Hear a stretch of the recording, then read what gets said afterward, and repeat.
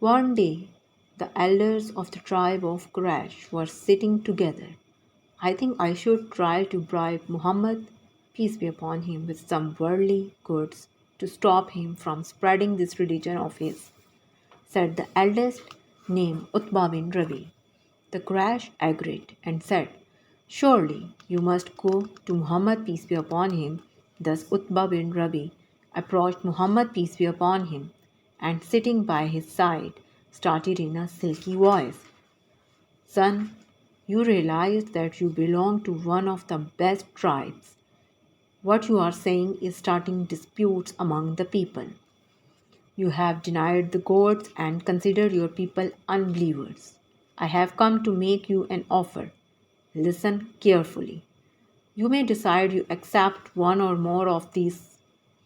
Muhammad, peace be upon him, replied, I am listening. Please carry on. Thus Utbah began, if you want riches. Muhammad, peace be upon him, looked at him seriously and asked, are you finished?